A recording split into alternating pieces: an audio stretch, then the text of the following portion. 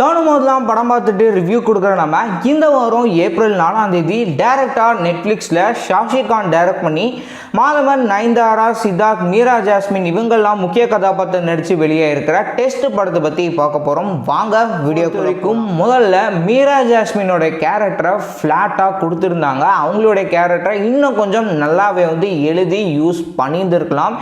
இது போக ரெண்டாவதாக சொல்லக்கூடியது படத்துடைய ஸ்க்ரீன் பிளே. ஃபர்ஸ்ட் ஹாஃபில் ஒரு ட்விஸ்ட்டை கொடுத்துட்டு இதுக்கப்புறம் இதுதான்ப்பா கதையில் நடக்க போகுது அப்படின்னு சொல்லி செகண்ட் ஹாஃப் ட்ராவல் ஆகுது.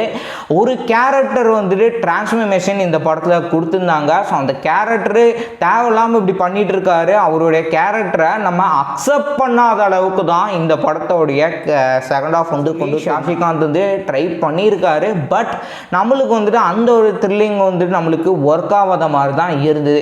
இது போக இந்த படத்தில் என்னப்பா ஒர்க் ஆயிருக்கு அப்படின்னு எடுத்துட்டிங்கன்னா, மாதவனன் நம்ம நயன்தாரா அவங்க ரெண்டு பேர்த்துடைய கெமிஸ்ட்ரி நல்லாவே ஒர்க் ஆயிருந்தது. அவங்களுக்கு நடுவில் நடக்கக்கூடியதெல்லாம் ஒரு ஃபன்னாகவும் ஒரு சில இடங்கள்ல இருக்கும். காளி வெங்கட்டும் மாதவன் ரெண்டு பேரும் பண்ணுறக்கூடிய செயலும் ஃபன்னாக கொண்டு போயிருந்தாங்க.